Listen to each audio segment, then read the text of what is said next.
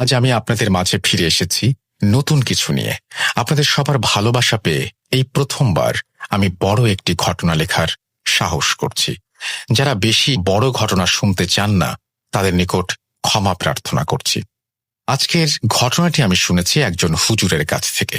হুজুরের সাথে আমার পরিচয় হয়েছিল একটি মাহফিলে। গত ডিসেম্বর মাসের শুরুর দিকে বড় মসজিদে একটি মাহফিল হয়েছিল।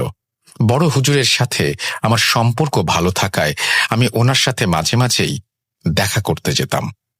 সেবার মাহফিল চলছিল, আমার জানা ছিল না, তাই হুজুরের সাথে দেখা করার জন্য আমি অপেক্ষা করছিলাম মসজিদ প্রাঙ্গণে। হঠাৎ বয়স্ক একজন লোক এসে দাঁড়ালেন আমার সামনে, মাথায় টুপি আর পাঞ্জাবি গায়ে। আমাকে দেখে উনি বললেন, অনেকক্ষণ থেকে লক্ষ্য করছি আপনি এখানে দাঁড়িয়ে আছেন, আপনার গলায় ওটা কি? এখানে বলে রাখা ভালো, আমার নিজের সমস্যার জন্য আমি গলায় একটি তাবিজ ধারণ করি। 2015 সাল থেকেই আমি এটা করি। বর্তমানে সেটি আমি প্রতিদিন ব্যবহার না করলেও মাঝে মাঝে ব্যবহার করে থাকি। লোকটার প্রশ্ন শুনে আমি থতমত খেয়ে দুই পাশে আর পেছনে তাকিয়ে দেখি সেখানে আমি ছাড়া বলার মতো কেউ নেই। তখন আমি সেই লোকটির দিকে তাকিয়ে বললাম, আপনি কি আমার সাথে কথা বলছেন? হ্যাঁ, তাবিজ কেন পড়েন? এটা আসলে তাবিজ না, এটা আল্লাহ লেখা একটা লকেট। নামাজ পড়লে আর মনে বিশ্বাস রাখলে এসব পড়তে হয় না। আপনি কে? আমাকে এত কিছু জিজ্ঞেস করছেন? আমি শহরে নতুন, মাহফিলে যোগ দিতে এসেছি অনেক দূর থেকে। আপনি তো বললেন না কেন তাবিজ পড়েন। আমি ওনাকে উত্তর না দেয়ায় উনি বললেন, আপনি কি ভয় পাচ্ছেন? ভাবছেন আমি তাবলিগ জামাতের লোক, আপনাকে দলবদ্ধ করে নিয়ে বয়ান শোনাবো? না না না, আমি অমন কেউ নই। বলতে পারেন আমি আল্লাহর একজন বান্দা। আমি ওনাকে বললাম, আপনি শুনে কি করবেন? আমি আপনাকে বিশ্বাস করব কিভাবে? উনি একগাল হেসে বললেন, আরে মসজিদে দাঁড়িয়ে আমি আপনাকে মিথ্যা বলবো? আমার তো জীবন প্রায় শেষ। আমি ওনাকে আর কিছু না বলে মসজিদের বারান্দায় নিয়ে গিয়ে বসি। উনিও আমার সাথে এসে বসেন। একটু পর পর উনি ওনার বুকে হাত দিচ্ছিলেন এমনভাবে যে মনে হচ্ছিল উনি বুকে ব্যথা পাচ্ছেন। আমি ওনাকে জিজ্ঞেস করলাম, কি হয়েছে আপনার? এমন করছেন কেন? উনি বললেন, জীবন বড় বিচিত্র বাবা। আমি এখান থেকে ওখানে ঘুরে বেড়াই। আমার কোনো পরিবার নেই, বিয়েও করিনি। শেষ বয়সে একাই মরতে হবে। জানতে চাও কেন এমন করছি? আমি আগ্রহ নিয়ে বললাম, জি বলেন। এরপর উনি ওনার ব্যাগ থেকে একটা বাক্স বের করলেন। বাক্স খুঁড়তেই দেখলাম ওটা একটা পানের বাক্স। উনি নিজে একটা পান বানিয়ে খেলেন আর আমাকেও একটা বানিয়ে দিলেন।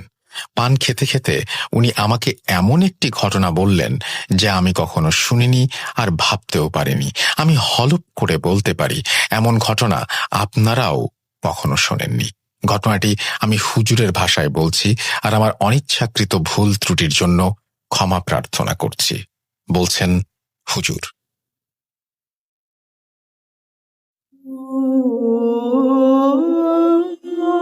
বিসমিল্লাহির রহমানির রহিম। আসসালামু আলাইকুম। আমার নাম আব্দুল আওয়াল। ছেলেবেলায় আমার আব্বু আম্মু আমাকে পড়াশোনা করাতে চেয়েছিলেন অন্য লাইনে। আমার বড় ভাই আব্দুল করিম, উনি আমার থেকে 7 বছরের বড়। আমার বয়স যখন 14 বছর, তখন আমার ভাই একজন হুজুর হিসেবে মসজিদে কাজ করতেন। আমার আম্মু ছিলেন না। আমার জন্মের 5 মাস পরে উনি হঠাৎ একদিন মারা যান। আব্বু বেশি শিক্ষিত আর ধনী না হবার ফলে আমার ভাইয়াকেই সংসার দেখতে হতো বলে ভাইয়া খুব বেশি বয়সের আগেই মাদ্রাসায় চাকরি আর কাজ করতে লেগে যান। আমার ভাইয়া কবিরাজি চিকিৎসাও শিখেছিলেন, খুব বেশি না হলেও মোটামুটি শিখেছিলেন বলা যায়। একদিন সকালে আমাদের বাসায় একটা অল্প বয়সী ছেলে আসে, যার বয়স ছিল আমার থেকেও কম। সে এসে আমার ভাইয়াকে ডেকে বলেছিল, করিম ভাই, বড় হুজুর ডাকে আপনাকে, এখনই যাওয়া লাগবে। আমার ভাই কিছু না ভেবেই চলে গেলেন। এর পরদিন আমার ভাই সন্ধ্যায় বাড়ি ফিরে এলেন। আমার আব্বু কাঠের দরজা মেরামত করার জন্য পেরেক আর হাতুড়ি নিয়ে কাজ করছিলেন তখন। আমি তখন রুমে বসে পড়াশোনা করছিলাম। আমি রুম থেকে দেখলাম আমার ভাইয়া আমার আব্বুর সাথে কথা বলছেন। ভাইয়া স্বাভাবিকভাবে আব্বুকে বলছিলেন, আমাকে কেন হুজুর বানালেন আব্বা? আমি তো হতে চাই নাই। আপনি আমাকে হুজুর বানালেন আর বড় হুজুর বানালেন কবিরাজ। আমি সব কিছুই চাই নাই। এই কথা শুনে আমার আব্বু ভাইয়াকে বললেন, কি কি বলছিস তুই? আল্লাহর রাস্তায় পড়াশোনা করে আফসোস করছিস? জাহান্নামে যেতে চাস? ভাইয়া তখন ওনার ঘাড় কাত করেন আর চুলকাতে চুলকাতে বলেন, যাব জাহান্নামে, তবে আপনাদের সবাইকে নিয়ে যাব। এই কথা বলে ভাইয়া আব্বুর হাত থেকে হাতুড়ি কেড়ে নিয়ে সজোরে আমার আব্বুর মাথায় একটা আঘাত করলেন। আমার আব্বু তার মাথায় হাতুড়ির বাড়ি লাগায় অজ্ঞান হয়ে যান আর মেঝে রক্তে ভেসে যায়। এরপর আমার ভাইয়া আমার রুমের দিকে তাকালেন। ওনার চাহনিটা যেন শয়তানের চাহনি ছিল। মুখ থেকে লালা ঝরছিল আর চোখ থেকে পানি। আমি আব্বুর জন্য কষ্ট পাবো নাকি নিজের জান বাঁচাবো সেই কথা ভাবতে ভাবতে দরজা বন্ধ করে দেয় রুমের। কিছুক্ষণ পর আমার ভাইয়া দরজার লক ভাঙতে থাকেন। 3-4 মিনিট হাতুড়ি দিয়ে বাড়ি দিতে দিতে লক ভেঙে উনি আমার ঘরে প্রবেশ করেন আর আমাকে মারতে আসলে এলাকার লোকজন এসে ওনাকে ধরে ফেলেন। আমি বুঝলাম যে বাসায় হাতুড়ি দিয়ে লক ভাঙার শব্দ শুনে ওনারা এসেছেন। ভাইয়া আমাকে মারতে চাইছে দেখে সেই লোক ভাইয়াকে ধরে বললেন, পালাও পালাও, যাও এখান থেকে। আমি ঘর থেকে বের হবার সময় আমার ভাই আমার হাত ধরে বাতাসের ভয়েসে আমার কানে কানে বলেন, আমরা আসবো, তোর জন্যই আসবো, তোকে সাথে নিতেই হবে, পারবি না, তুই পার পাবি না। আমি ভাইয়ার কথা শুনে এক ঝাড়া দিয়ে আমার হাত থেকে ওর হাত ছাড়িয়ে দৌড়ে রুম থেকে বেরিয়ে চলে আসি। রুম থেকে বের হয়ে আমি আব্বুর সামনে এসে দাঁড়িয়ে পড়ি আর আমার আব্বুর মৃতদেহের দিকে তাকাই। এরপর আমার ঘর থেকে আমাকে সাহায্য করতে আসা লোকটির আত্মচিৎকার শুনে আমি ভয় পেয়ে দৌড়ে বাইরে এসে আমার বয়সী একটা ছেলের সাথে ধাক্কা খাই। আমি দেখি সে এক মনে আমার বাসার সামনে দাঁড়িয়ে কি যেন দেখছিল। হঠাৎ সে আমাকে দেখে বলল, পালাও। এরপর আমি সেখানে অজ্ঞান হয়ে যাই। জ্ঞান ফিরলে আমি নিজেকে আমার ভাই যেই মাদ্রাসায় পড়তেন সেই মাদ্রাসার একটা কক্ষে নিজেকে খুঁজে পাই। আমার সামনে ছিলেন একজন হুজুর। আমার জ্ঞান ফিরতেই উনি আমাকে বললেন, আমি আসগর, এই মাদ্রাসার শিক্ষক। কি হয়েছে তোমার? তোমার বাবার ওই অবস্থা কে করেছে? তোমার ভাই কোথায়? আমি ওনার কথা শুনে ওনাকে আমার আব্বুর কথা জিজ্ঞেস করলে হুজুর আমাকে বললেন, তোমার বাবা আর এই দুনিয়ায় নেই। কেউ কোনো কিছু একটা দিয়ে এমনভাবে আঘাত করেছে যে মাথা ফেটে ভেতরে অনেকটা ঢুকে গেছে, আর এতেই তোমার বাবা মারা গেছেন। কিন্তু তোমার ভাই কোথায়? আমি হুজুরকে তখন রাতের সব ঘটনা খুলে বলি আর হুজুর আমাকে বলেন, কি বলছো? তোমার ভাইয়া? তোমার ভাইয়াকে পুলিশ খুঁজছে? এরপর আমি হুজুরকে বলি, হুজুর, ভাইয়া গতকাল কোথায় গিয়েছিল বড় হুজুরের সাথে? আসার পরে এমন অবস্থা। হুজুর আমাকে বললেন, বড় হুজুর মানে আমজাদ হুজুরের কথা বলছো? আমি মাথা নেড়ে হ্যাঁ বোধক সম্মতি জানাতেই উনি বললেন, তোমার ভাইয়াকে আমজাদ হুজুর একটা রোগীর বাড়ি নিয়ে গেছিলেন গতকাল, চলো ওনার সাথে দেখা করি। এরপর হুজুর আমাকে আমজাদ হুজুরের কাছে নিয়ে গেলেন। উনি বললেন, গতকাল তোমার ভাইয়াকে নিয়ে জিনের আসর হয়েছে এমন একটা রোগী দেখতে গিয়েছিলাম। ছেলেটা ছিল তোমার বয়সী। রোগীর পরিবারের ভাষ্য মতে জিনের আসর ছিল তার ওপর, কিন্তু তেমন কিছুই ছিল না বলে আমি তোমার ভাই সেখান থেকে চলে আসি। এরপর তোমার ভাই আমাকে বলে, হুজুর আমি বাসায় যাই, আমার জরুরি কাজ আছে, এই বলে সে চলে যায়। এরপর ভোরের দিকে আমাকে ঘুম থেকে জাগিয়ে মাদ্রাসার একজন ছাত্র বলে, করিমদের বাসায় ঝামেলা হচ্ছে। এই কথা শুনে আমি আসগর হুজুরকে তোমাদের বাসায় পাঠাই। উনি সেখানে গিয়ে দেখেন তুমি বাইরে পড়ে আছো। কি হয়েছে? আমি তখন আমজাদ হুজুরকে সব ঘটনা খুলে বলি। এও বলি যে ভাইয়া বাসায় আসার পর থেকেই খুব বাজে আচরণ করছিলেন আব্বুর সাথে। তার মুখ দিয়ে লালা ঝরছিল আর চোখ কেমন যেন হয়ে গিয়েছিল। আমজাদ হুজুর এই কথা শুনে বললেন, জিনের আসর হয়েছিল মনে হয় তোমার ভাইয়ার ওপর। আমি তোকে চিনি, ওর তো এমন করার কথা না। কি হয়েছে বুঝতে পারছি না। এরপর আমজাদ হুজুর আসগর হুজুরকে বললেন আমাকে ওনার ঘরে নিয়ে যেতে। আসগর হুজুর আমাকে ওনার ঘরে নিয়ে আসলে আমি ওনাকে বলি যে ভাইয়া আমাকে বলেছেন যে সে আসবে, আর আরো কি সব। এর মানে কি? আসগর হুজুরের মুখে তখন এক কালো ছায়া পড়ে যায়, আর উনি বলেন, খোদ শয়তানের বাদশা, তোমার ভাই খুব বেশি খারাপ কিছুর হাতে বন্দী। তোমার ভাইকে খুঁজে পেতে হবে, আর আর আমাদের তৈরি থাকতে হবে। খারাপ কিছু মানে? তুমি ছোট, এখন এত কিছু বুঝবে না। আমাকে তৈরি করুন হুজুর, আমি কবিরাজি শিখব, আল্লাহর কালামের শক্তি অর্জন করব। আমাকে শিখান, ভাইয়াকে খুঁজে বের করে ওকে আমি ভালো করে তুলব। এই রাস্তা থেকে পালাবার বা পেছন ফেরার কোনো উপায় নেই বাবা। তোমার ভাই আমাদের আমজাদ হুজুরের ছাত্র ছিলেন, ভালো ছেলে ছিলেন উনি। তুমিও ওর পথে হাঁটবা? তুমি কি রাজি আছো নিজের জীবন বদলে ফেলতে? তুমি ভালো ছাত্র, সামনে আল্লাহর ইচ্ছা থাকলে ভালো ভবিষ্যৎ তোমার। তুমি কি সেই সুন্দর ভবিষ্যৎ ত্যাগ করবা? আল্লাহ আমাকে এই মোড়ে এনেছেন হুজুর, আপনি আমাকে শেখান। আমি আমার বাবাকে হারালাম আজ, আমার ভাইকে আমার খুঁজে পেতে হবে। সে আমার একমাত্র পরিবার এখন। এরপর হুজুর আমাকে কবিরাজি আর আল্লাহর রাস্তায় শয়তানের বিরুদ্ধে একজন যোদ্ধা হিসেবে তৈরি করতে রাজি হন। বছরে বছর চলে আমার শিক্ষা। এভাবে 12টা বছর কেটে যায়। আমি শিখেছিলাম, আর বিভিন্ন জায়গায় আমার ভাইকে খুঁজছিলাম। আমার ভাইকে আমি কোথাও খুঁজে পাচ্ছিলাম না, আর আমি শয়তানি কোনো অস্তিত্ব অনুভব করিনি এই 12 বছরে। আস্তে আস্তে দিন পার হতে থাকে, আর আমি আমার ভাইয়ের খোঁজ করা জারি রাখতেই থাকি, কিন্তু আশা যেন প্রায় ছেড়েই দিয়েছিলাম। এর কয়েক বছর পর একদিন আসগর হুজুর আমাকে ডেকে বললেন, আউয়াল, তুমি এখন প্রস্তুত। এই 16-17 বছরে আমি তোমাকে কখনোই কোনো কাজে নিয়ে যাইনি, তবে একটা সমস্যা পেয়েছি যার চিকিৎসার কাজ করতে হবে। যাবে আমার সাথে?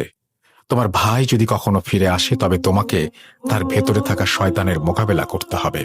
তোমাকে এখন থেকেই অভ্যস্ত হতে হবে। তুমি এখন প্রস্তুত? যাবে? আমি ইনশাআল্লাহ আর অবশ্যই যাব বলে জানাই হুজুরকে। সেদিন সন্ধ্যার পর আমরা একটা বাসার সামনে গিয়ে দাঁড়াই। হুজুরের হাতে বাসার ঠিকানা লেখা কাগজ। বাসার সামনে আমার মতো বয়সী একজন ভদ্রলোক দাঁড়িয়েছিলেন।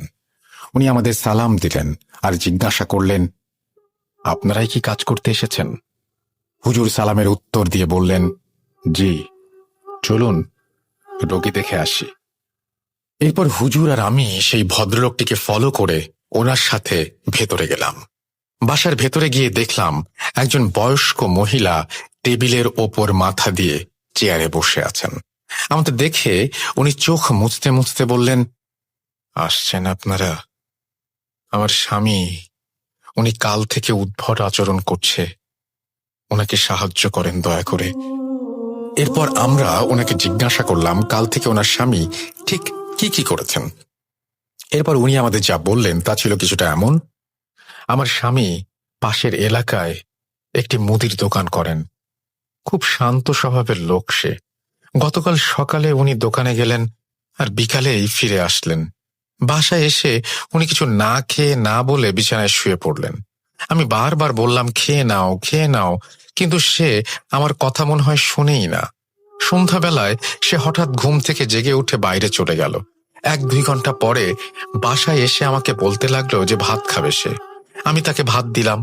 সে 2 জনের ভাত একাই খেয়ে ফেলল, আর এরপর আরো ভাত চাইল। আমি ওনাকে বলি যে আর ভাত নেই। এই কথা শুনে উনি উঠে এসে আমার চুলের মুঠি ধরে আমার মাথা দেয়ালের সাথে বাড়ি দিতে লাগলেন, আর বলতে লাগলেন, কতদিন খাই না, ও না ডাকলে খাওয়াই হয় না। ওই ছেলেকে ধন্যবাদ, ও না থাকলে সর্দার আমাদের ডাকেই না, মরবি, সব মরবি। এই কথা বলে সে রান্নাঘরে গিয়ে বটি নিল, আর নিজের গলায় লাগাতে গিয়ে দরজায় কে জানি টোকা দিল জোরে। যে দেখি এই ছেলে যে আপনাদের মাত্র ভিতরে নিয়ে আসলো সে দাঁড়িয়ে আছে। দরজা খুলতেই ও দৌড়ে এসে রান্নাঘরে গেলে আমার স্বামী তার হাত থেকে বটি ফেলে দিয়ে বলল, তুই? সর্দার তোকে খুঁজছে। তোর আশেপাশে যে থাকবে তাকে মরণের স্বাদ গ্রহণ করতে হবে। এই কথা বলে সে জোরে জোরে হাসতে থাকে। এত বাজে হাসির শব্দ আমি কোনোদিন শুনিনি। এরপর এই ছেলে আর আমি আমার স্বামীকে রুমে এনে বিছানার সাথে বেঁধে দেই, আর ছেলেটা আপনাদের খবর দেয়, হুজুর দয়া করে ওনাকে বাঁচান, দোহাই লাগে। মহিলার মুখে সব কথা শুনে আমি আর হুজুর সেই ছেলেটির দিকে তাকালাম আর জিজ্ঞাসা করলাম, আপনি আপনি কি জানতেন ওনার স্বামীর সমস্যা হচ্ছে? কিভাবে জানতেন? ছেলেটি উত্তর দিল, হ্যাঁ জানতাম, কিন্তু কিভাবে সেটা জানার সময় এখন না। আগে দয়া করে ওনার স্বামীকে বাঁচান। এরপর আমরা মহিলার স্বামীর ঘরে ঢুকে দেখি ওনার স্বামী হাত পা বিছানার সাথে বাঁধা। আমাদের দেখেই উনি আমাদের গালাগাল দিতে লাগলেন আর মোটা আওয়াজে আমাদের দিকে আঙ্গুল তুলে বলতে লাগলেন, কিরে, তোরা এই কাজে জড়াস না, তাহলে তোদের অবস্থাও করিমের মতো হবে। এই কথা শুনে আমি অবাক হয়ে যাই আর দৌড়ে গিয়ে লোকটাকে জিজ্ঞেস করি, করিম? করিম ভাইকে কিভাবে চেনেন আপনি? কে আপনি? করিম এখন কোথায়? বলেন, আমাকে বলেন। আমার পাগলামি দেখে হুজুর পেছন থেকে আমাকে ধরে বলেন, আওয়াল, শান্ত হও, আমাদের ধোঁকা দিচ্ছে ও, আমাদের কাজ করতে হবে, শুরু করি চলো। এরপর আমরা বিসমিল্লাহ বলে আল্লাহর কালামের আয়াত উচ্চারণ করতে লাগলাম আর সেই ব্যক্তির গায়ে ফুঁ দিতে লাগলাম। এরপর আমরা রুমের চারপাশে আগরবাতির ধোঁয়া দিতে লাগলাম আর একটা দড়ি নিয়ে সেটিতে আয়াত পড়ে ফুঁ দিয়ে গিঁট বাঁধতে লাগলাম। আমরা যতবার গিঁট দিচ্ছিলাম ততবারই সেই ব্যক্তি ব্যথায় চিৎকার করে উঠছিল। এরপর এক পর্যায়ে সে রুমের কোনো এক কোণে তাকিয়ে একাধিক মহিলা কণ্ঠে বলতে লাগলো, সাহায্য করো, আমাকে বাঁচাও, সাহায্য করো, আমাকে বাঁচাও। রুমের এক কোণে তার তাকানো দেখে আমরাও সেদিকে তাকাই, কিন্তু কাউকে দেখতে পাই না। এরপর সেই ব্যক্তি হাত পায়ের বাঁধন ছিঁড়ে আসগর হুজুরের উপরে এসে লাফ দেন আর ওনার গলা টিপে ধরেন। আমি আর আমার বয়সী সেই ছেলেটা ওনাকে ধরে হুজুরকে মুক্ত করি, আর সেই ছেলেটা মহিলার স্বামীকে ধরে বাঁধার চেষ্টা করতে গেলে আমি হুজুরকে ধরে উঠাচ্ছিলাম। হুজুরকে উঠিয়ে আমি সেই লোকের দিকে তাকিয়ে দেখলাম সেই লোকটি আমার বয়সী ছেলেটির কানে কানে ঠান্ডা হয়ে শুয়ে শুয়ে কি যেন বলছে। আমি আর হুজুর এই দেখে জলদি লোকটিকে বেঁধে ফেলি আর সেই ছেলেটিকে আমি টান দিয়ে আমার সামনে এনে বলি, কি বলছে শয়তান আপনাকে? বলুন আমাকে, আমার ভাইকে নিয়ে কিছু বলছে, বলুন। সেই ছেলেটি আমার দিকে ফ্যাল ফ্যাল করে তাকিয়েছিল, কিন্তু কিছু বলল না। তখন হুজুর আমাকে ধমক দিয়ে বলল, আওয়াল, তুমি এখানে চিকিৎসা করতে এসেছো নাকি তোমার ভাইকে খুঁজতে? বের হও সবাই ঘর থেকে, বের হয়ে যাও সবাই। হুজুরের মুখে এই কথা শুনে আমি সেই ছেলেকে নিয়ে বের হয়ে আসি রুম থেকে। রুম থেকে বের হয়ে আমি হাতে তসবিহ নিয়ে জিকির করতে থাকি। প্রায় 7-8 মিনিট পর রুম থেকে হুজুর বের হয়ে আসেন। বের হয়ে শুনি বললেন, সমস্যার সমাধান হয়ে গেছে, আওয়াল চলো মাদ্রাসায় ফিরে যাই। এই কথা বলে উনি আমার হাত ধরে আমাকে নিয়ে চলে যাচ্ছিলেন। আমি দেখলাম হুজুর যেন হাঁটতে হাঁটতে পড়ে যাচ্ছেন। আমি ওনাকে ধরে জিজ্ঞেস করলাম, হুজুর আপনি ঠিক আছেন? কি হয়েছে আপনার? হুজুর বললেন, আওয়াল, এই কবিরাজি কাজটা খুব কঠিন আর ক্ষতিকর। যতবার তুমি শয়তানের মোকাবেলা করতে তার মুখোমুখি হবে ততবার সে তোমার ভেতর থেকে জিকে বসবে। সে তোমার মনকে খেয়ে ফেলবে আস্তে আস্তে। আমার বয়স হচ্ছে, এই চাপ আমি আর নিতে পারছি না, শরীরটা খারাপ লাগছে বাবা। আর হ্যাঁ শোনো, এই যেই ছেলেটাকে দেখলে সে খুব খারাপ কিছু একটাকে আহ্বান করেছে, ভুগতে হবে আমাদের সবাইকে। সাবধান, তুমি ওই ছেলের থেকে দূরে থাকবে, আর পারলে এই কাজটাও ছেড়ে দাও। এই কথা বলে হুজুর আমাকে নিয়ে মাদ্রাসায় ফিরে এলেন। সেদিন মাদ্রাসায় ফিরে আমি শুয়ে পড়লাম। আমার ঘরে এসে ভাবছিলাম, এই ছেলেটা কিভাবে বুঝলো মহিলার স্বামীর সমস্যা? মহিলার স্বামী বা আমার ভাইকে কিভাবে চেনেন? ছেলেটার কানে কানে সে কি বা বলেছিল? এইসব ভাবতে ভাবতে আমি ঘুমিয়ে যাই। পরদিন সকালে আমি ঘুম থেকে উঠে সকালের খাবার খেতে বসলে আসগর হুজুরকে অনুপস্থিত দেখে ওনাকে ডাকতে ওনার রুমে যাই। অনেকক্ষণ ডাকাডাকির পরেও উনি দরজা না খুললে আমরা সবাই দরজা ভেঙে রুমে ঢুকে দেখি হুজুর মারা গেছেন। বিছানায় পড়ে আছে ওনার ভয়ার্ত মৃতদেহ, চোখ দুটো খোলা আর ভয়ে মুখটা হাঁ ছিল ওনার। আমরা ওনার চোখ বন্ধ করে দিয়ে মসজিদে ঘোষণা দিয়ে ওনার জানাজা পড়িয়ে ওনার দাফন কাজ সম্পূর্ণ করি। আমি হুজুরের দাফন শেষে নিজেকে অনেক একা ভাবতে থাকি। কাঁদছিলাম বসে বসে, আর ভাবছিলাম বাবা মারা যাবার পর, আমার ভাইকে হারানোর পর হুজুরই আমার পরিবার ছিলেন। আমাকে আল্লাহ নেক রাস্তায় জ্ঞান দান করেছেন উনি আমাকে কবিরাজি শিক্ষা দিয়েছেন, আর উনি আমাকে একা রেখে চলে গেলেন। প্রচন্ড মন খারাপের সময় আমি দেখলাম মাদ্রাসার গেইটের সামনে গতকালের সেই আমার বয়সী ছেলেটি দাঁড়ানো। ওকে দেখে আমার কেন যেন খুব রাগ হচ্ছিল। আমি ওকে বললাম, কেন এসেছেন আপনি, কি চান? ছেলেটি আমাকে বলল, আমার নাম ইমরান। গতকালকে হুজুরের করা কবিরাজি কাজ করেনি। মহিলার স্বামী এখনো শয়তানের কবজায়। হুজুরকে ডাকুন, আপনাদের সাহায্য দরকার। আমি কষ্টে আর দুঃখে ওনাকে বলি, কোথা থেকে নিয়ে আসবো হুজুরকে? মৃত ব্যক্তি কি ফিরে আসে? হুজুরের সাথে এটাই আমার প্রথম কাজ ছিল। এর আগে উনি কাজ করে ফিরে এসেছেন, কখনোই এমন অসুস্থ হননি। আর এবার এতই অসুস্থ হলেন যে একেবারে মারা গেলেন। এরপর উনি আমাকে বললেন, ইন্না লিল্লাহ। আল্লাহর দরবারে কে কখন ডাক পায় জানি না, তবে আজ একজনকে আপনি বাঁচাতে পারেন। দয়া করে চলুন। ওনার কথা শুনে আমি রেগে গেলে উনি বলেন, আপনিও তো কবিরাজ, শিক্ষা কেন নিয়েছেন? মানুষের উপকার করতে না? তাহলে পিছিয়ে যাচ্ছেন কেন? ওনার কথা শুনে আমি অনিচ্ছা সত্ত্বেও রাজি হয়ে যাই মহিলার স্বামীকে দেখতে। আমি আর ইমরান মহিলার বাসায় গিয়ে ওনার স্বামীর রুমে প্রবেশ করি। মহিলার স্বামী ঘুমিয়েছিলেন।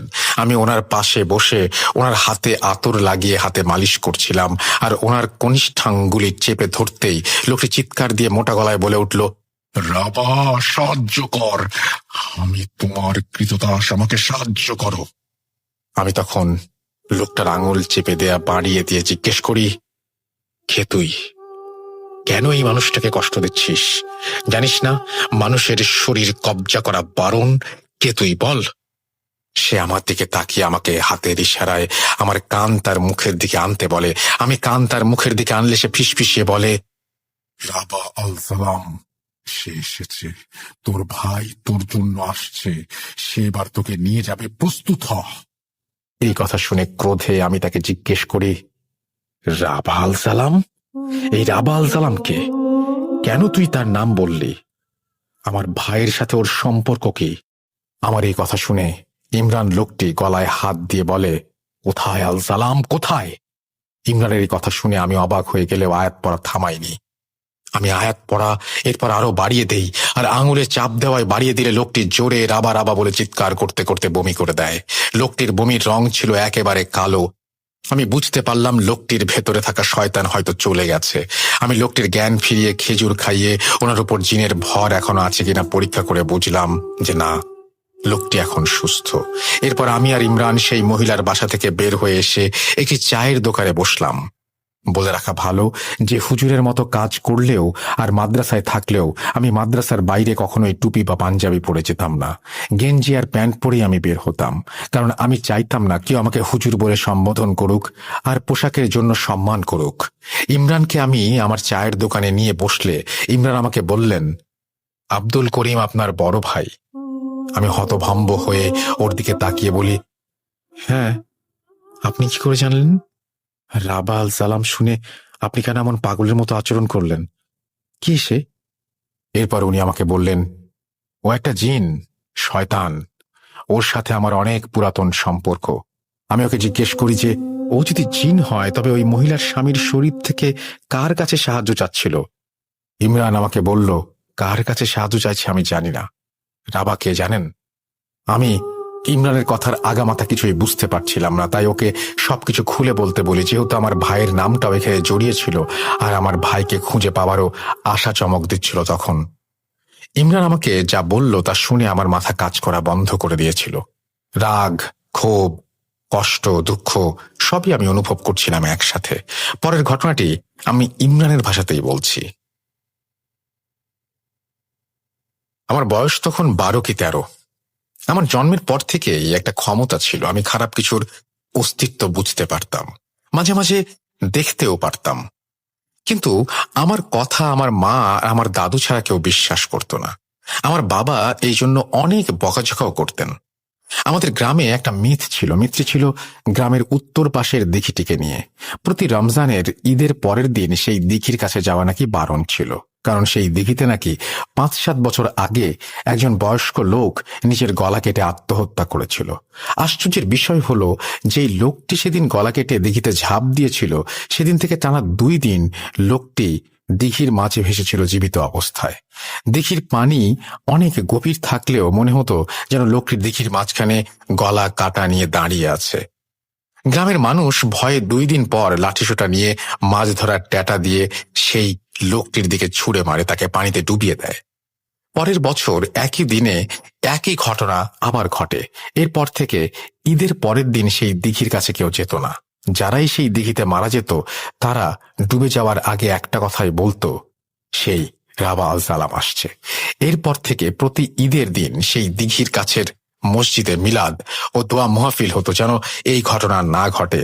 আমি এই কথাগুলো বিশ্বাস স্থাপন করতে না পারায় এক রমজানের ঈদের পরের দিন মাগরিবের সময় সেই দিঘির কাছে যাই। দিঘির কাছে যেতেই আমি দেখতে পাই কালো একটি অবয়ব সেই দিঘির পানির মাঝখানে দাঁড়িয়ে আছে। আমি ভয় পেয়ে যাই আর চোখের ভুল ভেবে সেখান থেকে চলে আসি। সেদিন রাতে আমি খুব বাজে কিছু একটার অস্তিত্ব অনুভব করি। কেউ যেন বাতাসের আওয়াজে আমাকে বলছে, আমাকে তোর ভেতরে আসতে দে, আমি তোর সাথে মিলে মানব জাতি শেষ করে দেব। সেদিন রাতের বেলা আমি একটি স্বপ্ন দেখি যে হঠাৎ কেউ আমাদের ঘরের দরজা খুলছে। শব্দ পেয়ে বিছানা থেকে উঠে দেখি আমার আম্মু দরজা খুলে বেরিয়ে যাচ্ছিলেন। তিনি আমার থেকে অনেকটাই সামনে চলে এসেছিলেন। এরপর আমি দেখলাম আমার আম্মু দিঘির পাড়ে চলে এসেছেন হাঁটতে হাঁটতে। হঠাৎ আমি দেখলাম আমার আম্মু দিঘিতে ঝাঁপ দিলেন। এই দৃশ্য দেখে যে কেউ যেমন তার মাকে বাঁচাতে এগিয়ে যাবে, আমিও তেমন আচরণ করিনি। আমার কাছে বিষয়টা খুব ভালো লেগেছিল। এদিকে আমার আব্বু আর দাদু জেগে উঠে আমাকে আমার আম্মুকে খুঁজতে দিঘির পাড়ে চলে আসেন আর দেখেন যে আমি দিঘির পাড়ে দাঁড়িয়ে আছি আর আমার আম্মু দিঘির পানিতে ছটফট করছেন। এই দেখে আমার আব্বু আমার আম্মুকে বাঁচাতে দিঘিতে নামতে লাগলেন, কিন্তু উনি আমার আম্মুকে বাঁচাতে পারেননি। এরপর আমার আর কিছু মনে নেই। পরের দিন আমার চোখ খুললে আমি দেখি একজন হুজুর আর আপনার ভাই করিম আমার সামনে বসে আছেন। সাথে আছেন আমার আব্বু আর আমার দাদু। শুরুতেই আমি স্বপ্নের কথা মনে হতেই আমার আম্মুকে খুঁজতে থাকি, কিন্তু কিছু বলার আগেই আমার আব্বু আমার গলা টিপে ধরেন। অপয়া একটা, নিজের মায়ের সাথে আমার মাকেও খেলি তুই, তুই মরে যাস না কেন? আমার দাদু আমার গলা থেকে আমার আব্বুর হাত ছাড়িয়ে দিলে আমার দাদু কাঁদতে কাঁদতে বলেন, এইটা কি হলো দাদু ভাই? তুমি তোমার আম্মুকে পানি থেকে তোলার চেষ্টাও করলা না? তুমি দিঘির পাড়ে দাঁড়িয়ে হেসে ফেটে পড়ছিলা। তোমার বাবা তোমার আম্মুকে দিঘি থেকে তোলার আগেই সে মারা গিয়েছিল। তোমার মাকে বাসায় এনে দেখি তোমার দাদির ঘরে চালার বাঁশের সাথে জড়িয়ে পেঁচিয়ে নিজের জীবন দিয়ে দিয়েছে। কেন দাদু ভাই, কেন তুমি দিঘির পাড়ে গেলা? এরপর আমি মনে মনে ভাবি, এসব তাহলে স্বপ্ন ছিল না, বাস্তব। নিজেকে চরম দোষী ভাবতে ভাবতে কিছু বলার আগেই আপনার ভাই আর হুজুর আমাকে পরীক্ষা করে আমার আব্বু আর দাদুকে বললেন, এই ছেলের ভেতর কোনো জিনের বাস নেই, ও সম্পূর্ণ সুস্থ, আপনারা চিন্তা করবেন না। এই বলে আপনার ভাই আর হুজুর চলে যান। সেদিন রাতের বেলা আমি আমার ঘুমের মাঝে আবারও আমার ঘরে বাজে কিছুর অস্তিত্ব টের পাই। এরপর আমি ঘুমের মাঝে স্বপ্ন দেখি একটা বাড়ি, যার বাইরে ভয়ার্ত নজরে এক ছেলে দাঁড়িয়ে আছে বাড়িটির দিকে তাকিয়ে। এরপর আমি বিছানা থেকে উঠে হাঁটতে লাগলাম। আমার ঘোর ভাঙল একটা ছেলের ধাক্কায়। আমি তখন দেখলাম যে ছেলের ধাক্কায় আমার ঘোর ভাঙল সেই ছেলেটি একটু আগে দেখা আমার স্বপ্নের মতো একটি বাড়ির সামনে দাঁড়িয়ে বাড়ির দিকে তাকিয়ে আছে। হঠাৎ দেখলাম ছেলেটি অজ্ঞান হয়ে মাটিতে পড়ে গেল। এরপর কয়েকজন লোক আমাকে আর ছেলেটিকে ধরাধরি করে নিয়ে যাচ্ছিল। এমন সময় ঘর থেকে সকালে আসা করিম হুজুর অর্থাৎ আপনার ভাই বেরিয়ে আসলেন। ওনার হাতে একটি বটি আর গায়ে রক্ত লাগানো ছিল। ওনাকে দেখে সবাই ভয়ে এদিক ওদিক ছোটাছুটি করতে লাগলো। করিম হুজুর আমার সামনে এসে দাঁড়ালেন। ওনার চোখ ঝুলে গিয়েছিল আর জিভ অনেকখানি মুখ থেকে বেরিয়ে গিয়েছিল। উনি আমাকে ফিসফিস করে বললেন, আসবো, তোর জন্য আসবো। আগে তোর ভাইকে মারবো, পরে তোকে জিম্মায় নিব। নাম মনে রাখিস, মারসান রাবা আল সালাম। এই কথা শেষ হতেই আমি অজ্ঞান হয়ে যাই।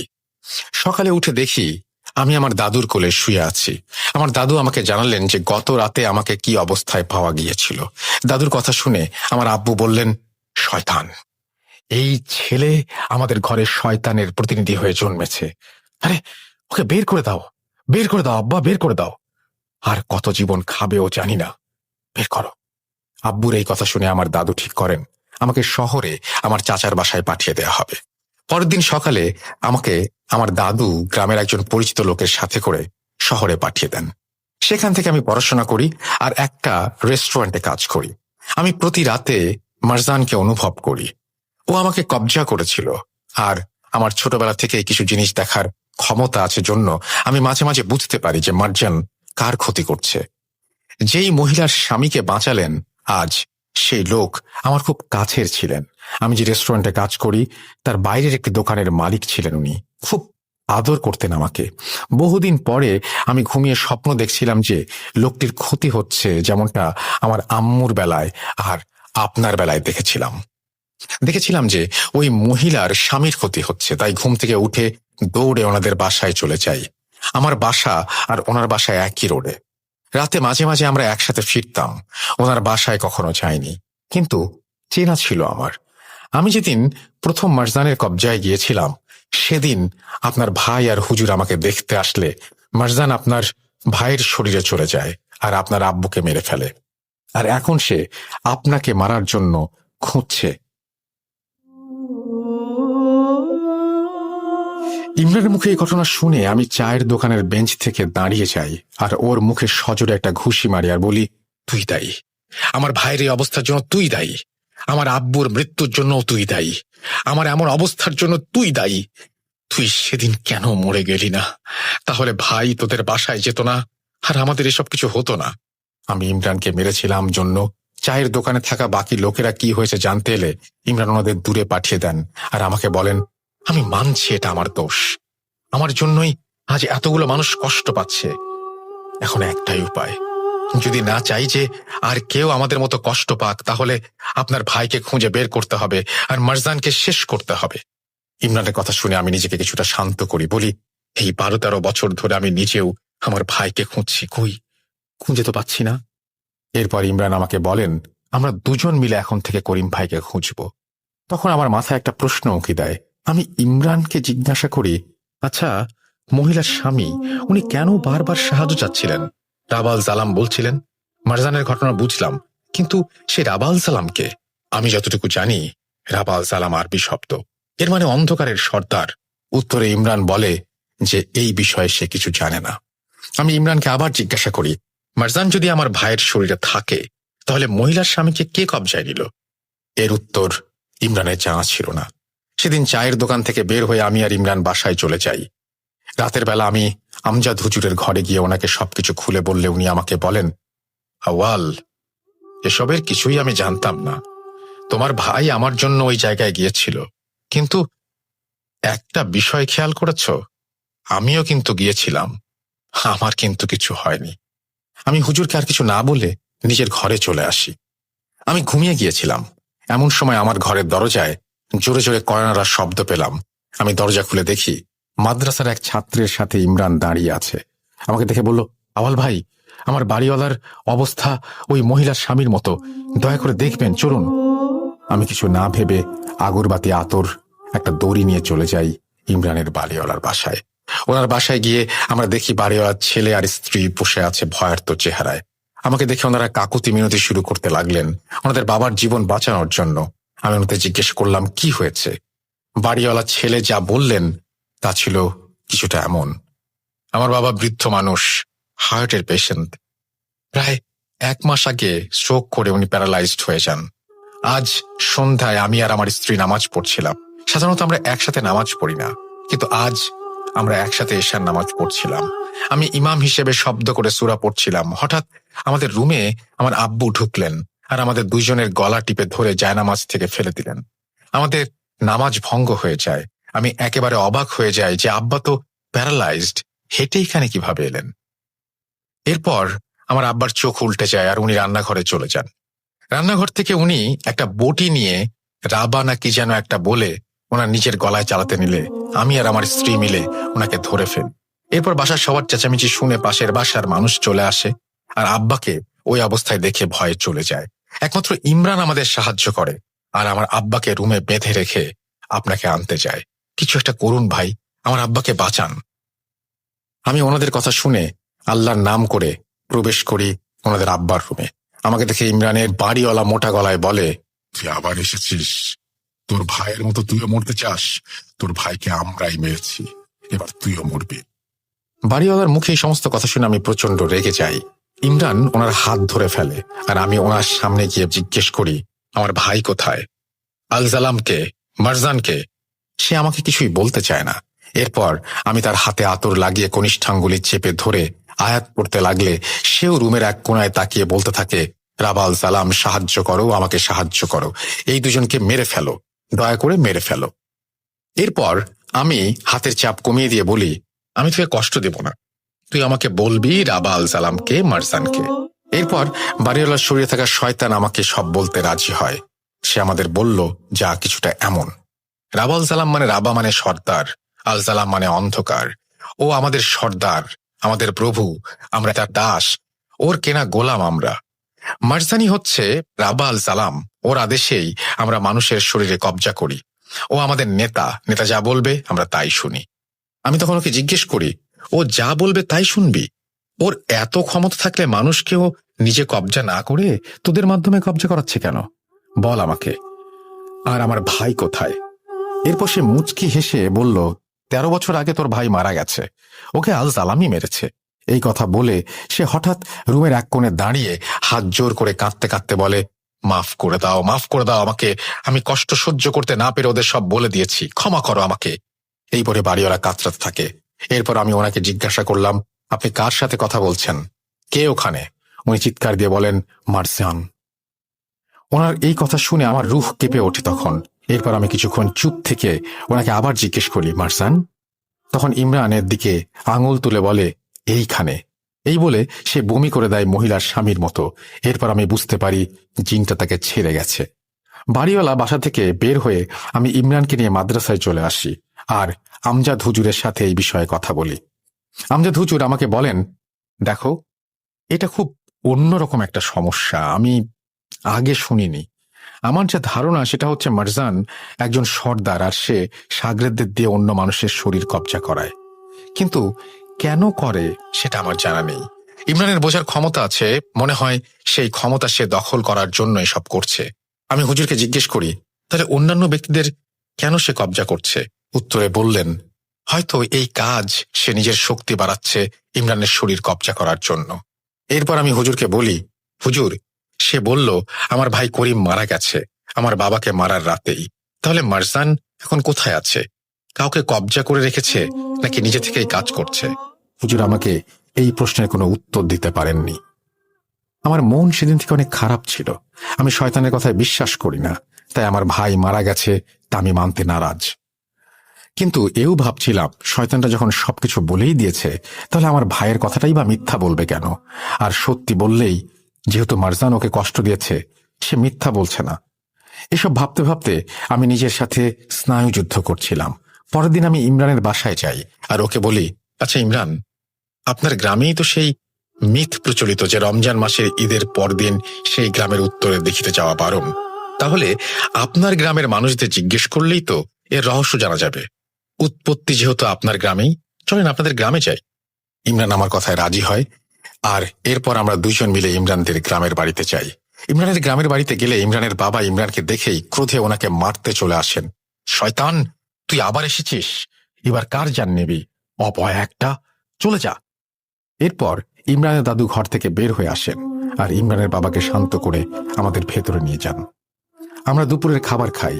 এরপর ইমরান ওর দাদুকে মারজানের কথা জিজ্ঞেস করতেই ইমরানের দাদু আমাদের বলেন, বের হয়ে যা আমাদের বাসা থেকে, ওই নাম এখানে নিবা না, আমি কিছু জানি না।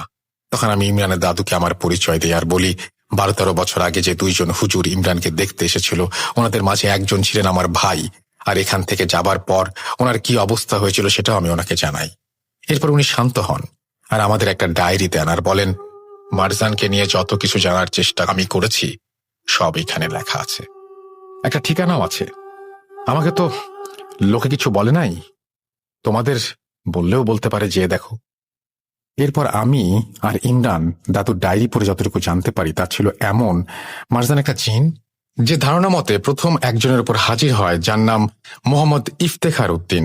কোনো কারণ ছাড়াই ওনার আচরণ বদলে যায়, আর উনি একদিন রাতের বেলা রান্নাঘর থেকে বটি নিয়ে দিঘির সামনে গিয়ে নিজের গলা কেটে দিঘির মাঝখানে চলে যান আর দাঁড়িয়ে থাকার মতো করে ভেসে থাকেন। 2 দিন ওইভাবেই ভাসার পর গ্রামবাসী তাকে ডুবিয়ে দেয়।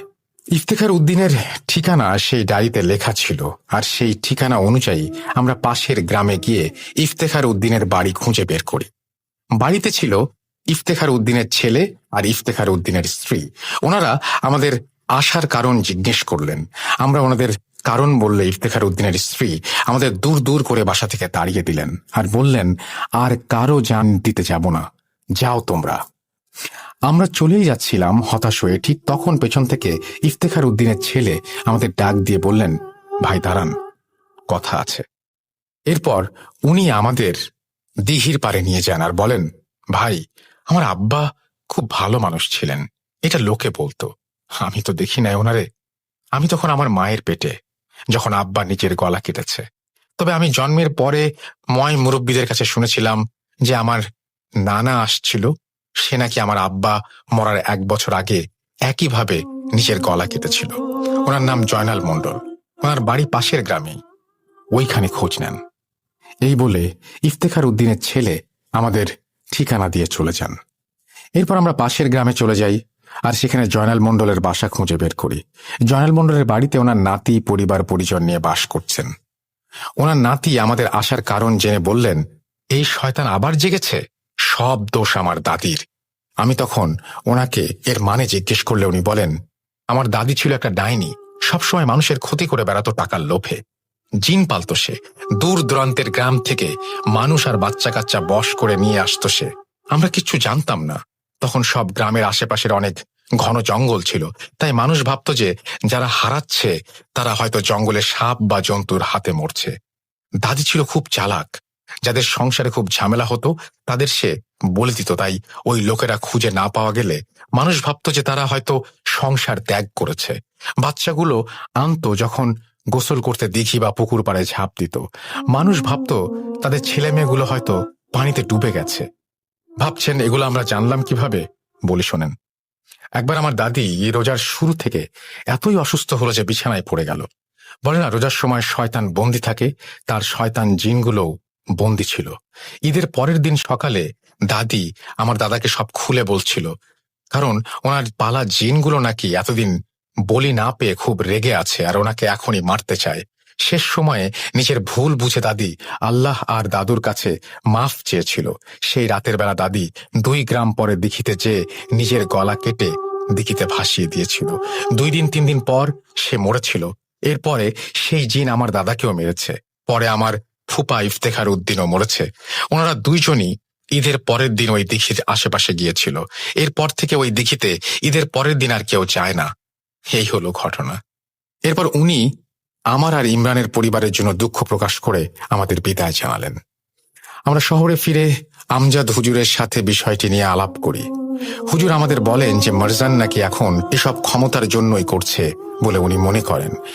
বলি নিয়ে সে ক্ষমতা বাড়িয়েছে আর এখন সে এমন একজনকে চাচ্ছে যার অতি প্রাকৃত কিছু বোঝার ক্ষমতা আছে, কারণ ওর মাধ্যমে হয়তো সে কোনো কাজ হাসিল করবে বা ওর শরীরে নিজেকে লুকিয়ে ফেলতে পারবে।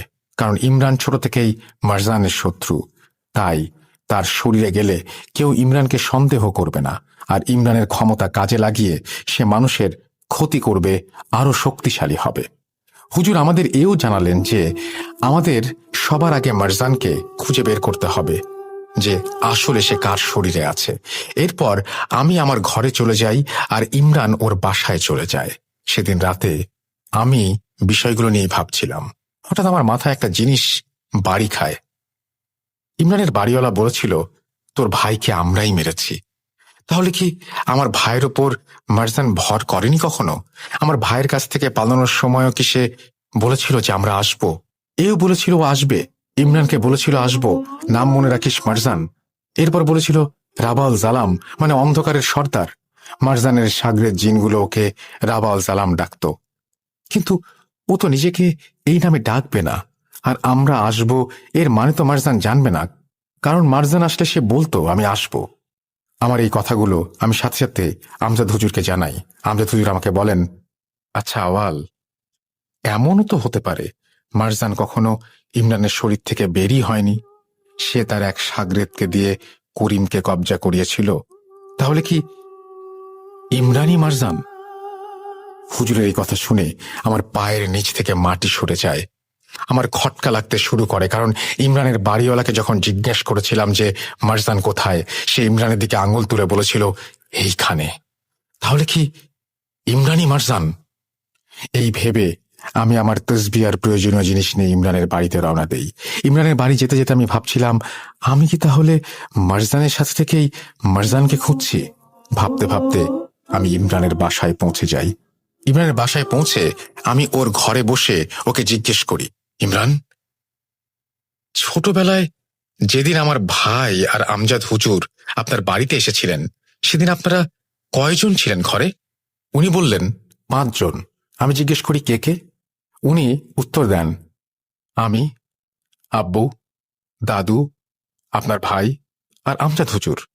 আমি ইমরানকে বলি, আমার ভাই আমার বাসার সামনে আপনাকে কি বলেছিল মনে আছে? উনি বলেছিলেন যে আসবো, তোর জন্য আসবো, নাম মনে রাখিস মারজান, রাবা আল সালাম। ইমরান বলল হ্যাঁ। আমি বললাম, আর আমাকে কি বলেছিল খেয়াল আছে? আমাকে বলেছিল আসবো। প্রথমত, মারজান নিজেকে রাবা আল সালাম বলবে না, কারণ এটা ওর নাম নয়, আর ওর উপাধিও শাগরেদ জিন্দা ওকে দিয়েছে।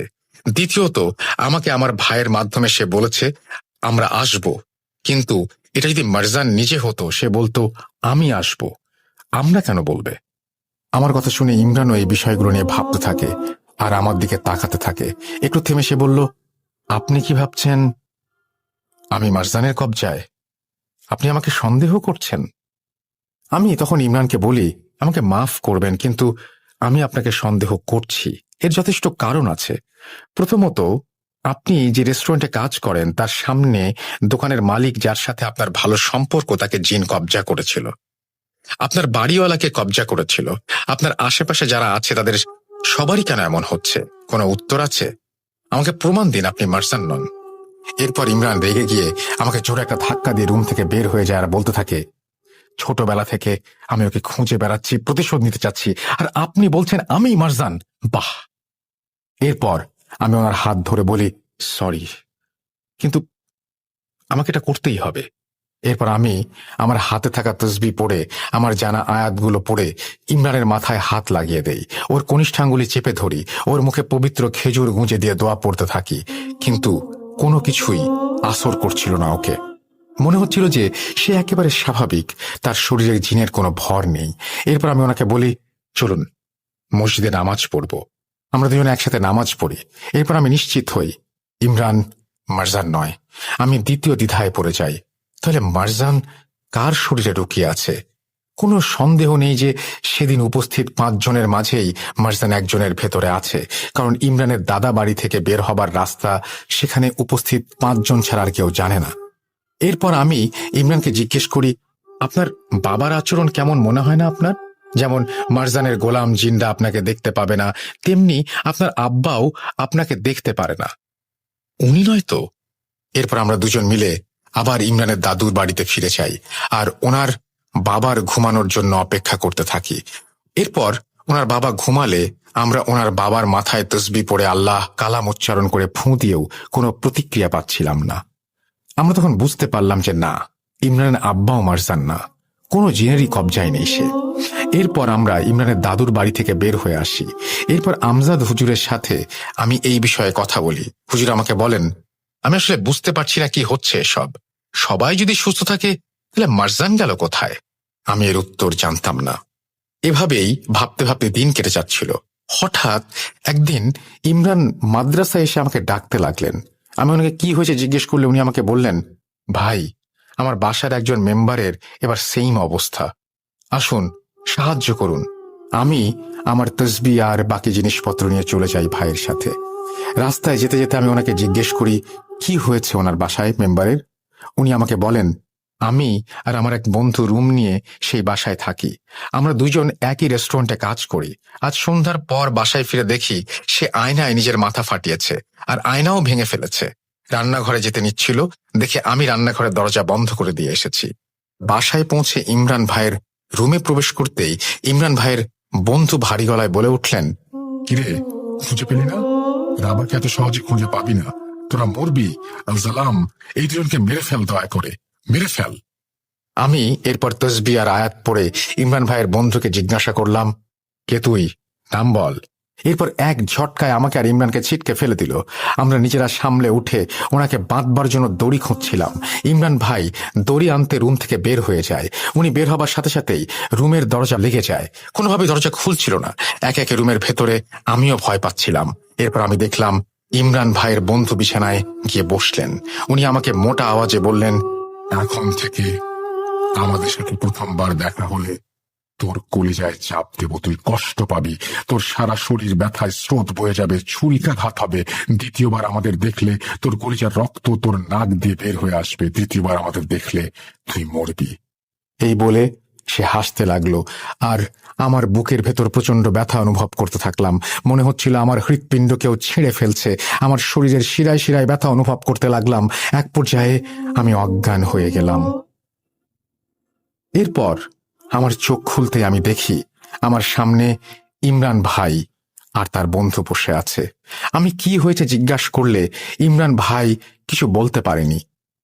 এরপর ইমরান ভাইকে আমি একটু সাইডে নিয়ে গিয়ে ওনার বন্ধুর কথা জিজ্ঞেস করলে উনি বলেন, আপনি তো কাজ করেছেনই, আমার বন্ধু তো বমি করে নর্মাল হয়ে গেছে।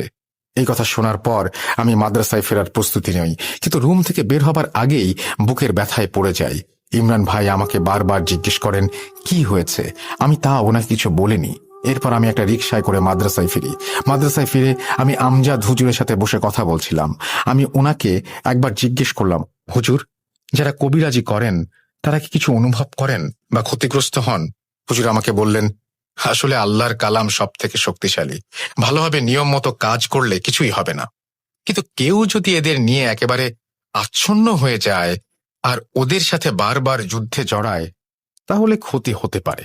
এরপর হুজুর আমার সাথে অন্যান্য বিষয়ে কথা বলার মাঝে থেমে গেলেন আর বললেন, আওয়াল, তুমি আমাকে এটা জিজ্ঞেস করলা, কি হয়েছে বলো আমাকে, তুমি কিছু অনুভব করছো? আমি হুজুরকে কোনো উত্তর না দিলে একটা ধমক দিলেন তিনি। এরপর আমি চুপ থাকলে উনি আমাকে বললেন, এই এক শয়তানের পেছনে জীবন দিতে চাচ্ছ তুমি? নিজের জীবন নিয়ে ভাবো, এসব থেকে সরে আসো, এখনো সময় আছে। শয়তান তোমাকে গ্রাস করে নিচ্ছে, কি হয়েছে বলো। এরপর আমি হুজুরকে ইমরান ভাইয়ের বন্ধুর বলা কথাগুলো বললে উনি আমাকে বলেন, প্রমাণ পাচ্ছ, মরে যাবা তুমি এইভাবে? আমি আজকে ইমরানকে ডেকে বলে দিব যে তুমি আর এসবে নেই। আমি কোনো কথা না বলে চলে আসি সেদিন হুজুরের ঘর থেকে। 5 দিন পর মাদ্রাসায় এলেন এক ভদ্রলোক তার ছেলের সমস্যা নিয়ে। যথারীতি আমি ভদ্রলোকের ছেলেকে দেখতে যাই। ভদ্রলোকের বাসায় গিয়ে ওনার ছেলেকে দেখলাম। দেখে মনে হচ্ছিল সে নর্মাল। আমি ভদ্রলোককে জিজ্ঞেস করলাম, আপনার ছেলের সমস্যা কি আসলে? উনি বললেন, আমার ছেলেটা খুব শান্ত স্বভাবের, কখনোই রাগারাগি করে না। কিছুদিন ধরে স্কুলের টিচারদের সাথে পর্যন্ত হাতাহাতি করছে, বাজে গালাগাল দিচ্ছে, আর রাত হলে জানালার পাশে বসে কার সাথে যেন কথা বলছে। জিজ্ঞেস করলে বলে মারজানের সাথে কথা বলছে। ভদ্রলোকের এই কথা শুনে আমি ওনাকে থামিয়ে দিয়ে বলি, কি বললেন? মারজান? হ্যাঁ, মারজান। আমার ছেলে এই নামটা বারবার বলে আর ভয়ে একেবারে জড়সড় হয়ে যায়। এরপর আমি ভদ্রলোকের ছেলেকে বলি, দেখো বাবা, আমাকে তুমি বন্ধু ভাবতে পারো, তুমি কি কাউকে দেখো, কিছু অনুভব করতে পারলে আমাকে বলো। সে আমাকে বলে সে বিভিন্ন বাজে চেহারার কিছু জিনিস দেখে যা মানুষ না, তারা নাকি ওকে ধরতে চায়। বাজে চেহারার মানুষগুলো যখন ওকে ধরতে পারে না তখন একটা বড় কালো ছায়া আসে তাদের মাঝ দিয়ে। সেই ছায়া সামনে এলে বাজে চেহারার জিনিসগুলো নাকি সেই ছায়া মূর্তিটিকে কুর্নিশ করে 2 দিকে সরে যায় এবং সামনে জায়গা করে দেয়। ওই ছায়াটিই নাকি মারজান। এরপর আমি বুঝতে পারি যে এই ছেলেটাও জিনের কবজায় যেতে চলেছে। আমি এরপর সেই ছেলেটাকে একটা তাবিজ দেই, যে তাবিজ তাকে শরীরে ধারণ করতে হবে না। এই তাবিজটা ওর বিছানায় রাখতে হবে বলি আর ওকে শরীর বন্ধ করার দোয়া শিখিয়ে দেই। এরপর আমি সেখান থেকে চলে আসতে নিলেই সেই ছেলেটা ভারী গলায় বলে, আওয়াল, আমি করিম, তোর ভাই, আমাকে দেখবি না? ওর কথা শুনে আমি হতভম্ব হয়ে পেছনে তাকাই আর দেখতে পারি যে ছেলেটাও জিনের কবজায় চলে গেছে। শয়তানগুলো বুঝতে পেরেছিল যে আমার দেয়া ওষুধ এখান থেকে ওদের দূর করতে পারত, তাই ওষুধের কাজ শুরু হবার আগেই ধরে ফেলেছে ছেলেটাকে। আমি ছেলেটার বাবাকে আর বাসায় থাকা আর একজন পুরুষ মানুষকে দিয়ে ছেলেটার হাত পা ধরে রাখি আর আমি আয়াত পড়া শুরু করি। আউযুবিল্লাহি মিনাশ শাইতানির রাজিম পড়তেই আমার বুকে ব্যথা অনুভব করি। ধীরে ধীরে ব্যথাটা আমার শরীরে ছড়িয়ে যায়। এরপর আমার নাক দিয়ে রক্ত পড়া শুরু হয়। আমাকে দেখে ছেলেটা হাসতে থাকে আর ভারী গলায় বলে, বলেছিলাম না পরের বার মরবি। রাবা, ওকে এখনই মেরে ফেলো না, ও মরে যাক, মেরে ফেলো ওকে। ছেলের এই কথা শুনে আর আমার এই অবস্থা দেখে ছেলের বাবা আমাকে ধরতে এলে আমি ইশারা দিয়ে ওনাকে থামিয়ে দেই আর খুব কষ্টে দোয়া পড়তে থাকি। ছেলেটি আমাকে বলে, এত দম তোর, এত দম তোর, হার মানবি না। এরপর আমি রুমে থাকা সবাইকে আয়াতুল কুরসি জোরে জোরে পড়তে বলি। সবাই আয়াতুল কুরসি পড়ছিল আর আমার জানা দোয়া কালাম আমি পড়ছিলাম। সবার আয়াতুল কুরসি পড়া শেষ হলে আমি আমার তসবিহ ছেলেটার মাথায় দিতেই সে মারজান বলে অজ্ঞান হয়ে যায়। এরপর অচেতন অবস্থায় পড়ে যেতে নিলে আমাকেও কেউ পেছন থেকে ধরে ফেলে আর বলে, আওয়াল, তোমাকে বারণ করেছিলাম এসব কাজ করো না। আমি বুঝতে পারি এটা আমজাদ হুজুরের গলা। আমি স্বাভাবিক হয়ে আমজাদ হুজুরকে জিজ্ঞেস করি, হুজুর, আপনি এখানে কেন? হুজুর বলেন, তুমি আমাকে না বলে আবার এসেছো। মাদ্রাসার একজন ছাত্র আমাকে জানিয়েছে তুমি নাকি কাজে গেছো। এরপর আমি এখানে চলে এসেছি তোমাকে থামাবার জন্য। এসে দেখি তুমি নিজেই থেমে যাচ্ছ।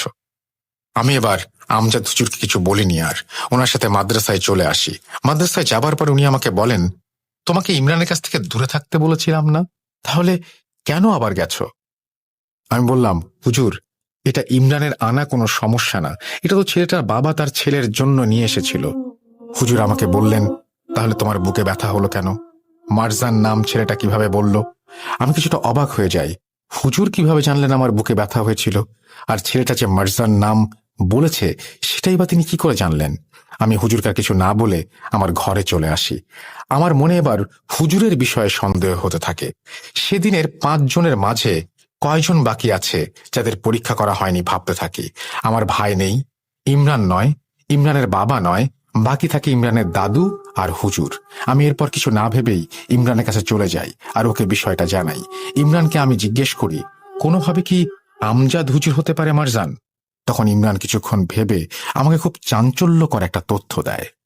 প্রথমবার যে মহিলার স্বামী জিনের কবজায় গিয়েছিল তার বাসায় সেদিন সকালে নাকি আমজাদ হুজুর মিলাদ পড়ানোর জন্য দাওয়াত পেয়ে এসেছিলেন। ইমরান নাকি দেখেছিল। এরপর আমরা প্যারালাইজড লোকটা অর্থাৎ ইমরানের বাড়িওয়ালার বাসায় গিয়ে জানতে পারি যে বাড়িওয়ালার ছেলে যেদিন বিকালে তার বাবার সুস্থতা কামনার জন্য হুজুরকে বাসায় এনেছিলেন।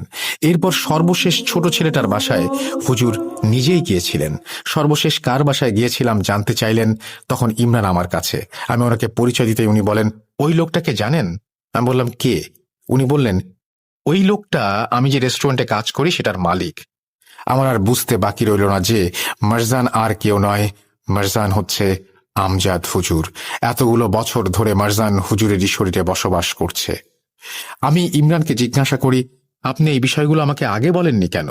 ইমরান বললেন, হুজুর মিলাদ আর দোয়া করতে এসেছেন এখানে, সমস্যা কিভাবে বুঝবো বলেন?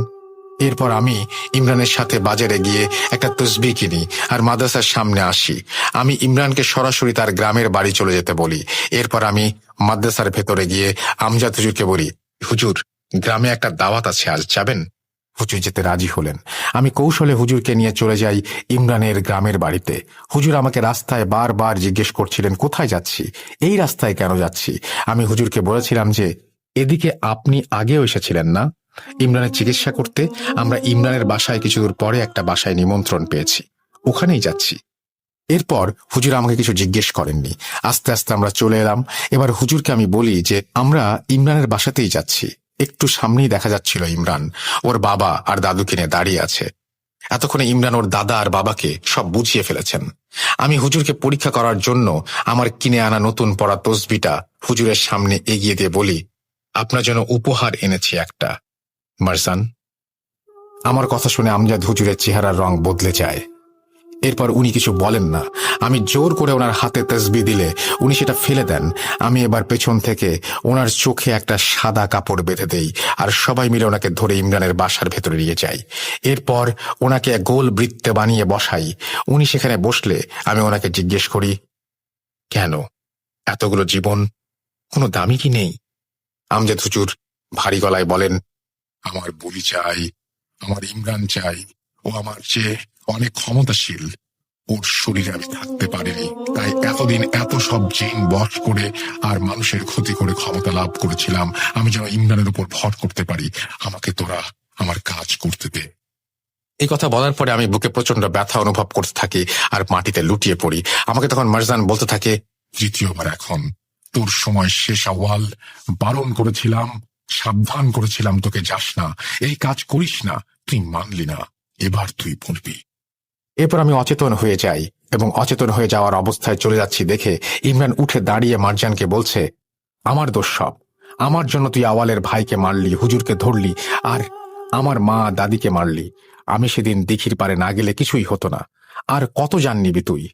আমাকে চাই তোর, এই নে আমাকে, চলে আয় আমার ওপর। এই বলে ইমরান ওই বৃত্তের ভেতরে নিজের পা নিলে আমি তাকে কোনো রকমে ধরে ফেলি। ইমরান এরপর পড়ে যায় মাটিতে।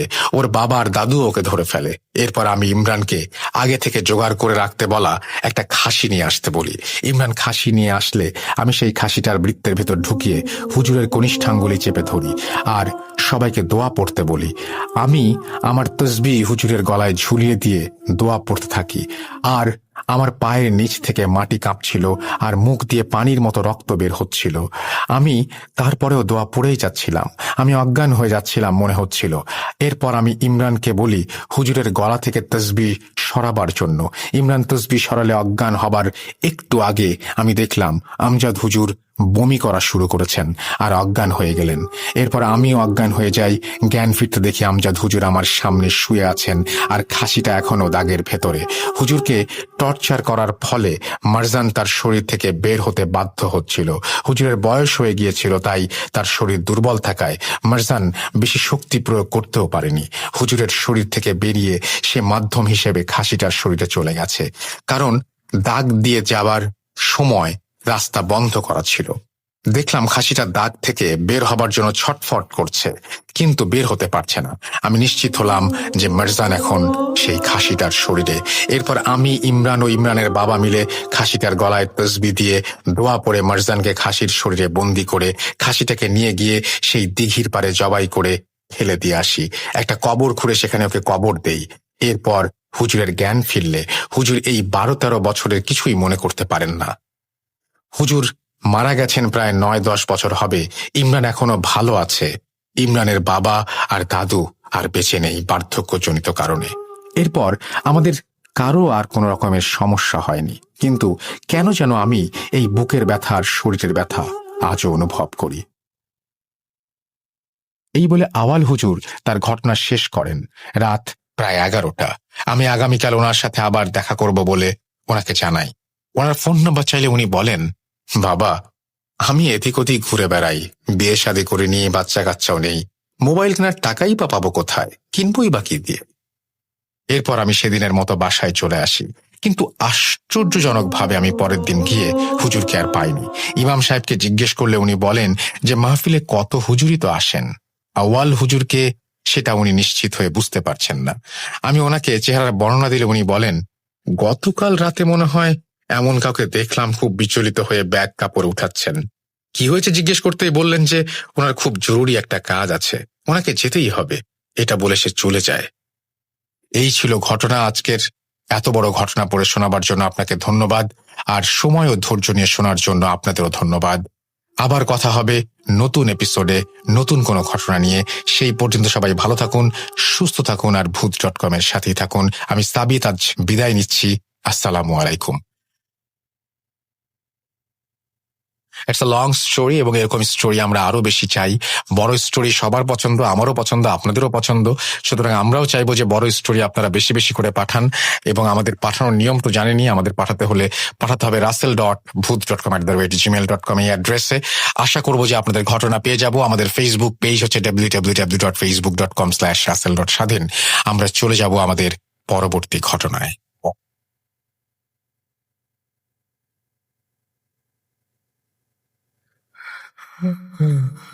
কেন কেন তুমি এসো?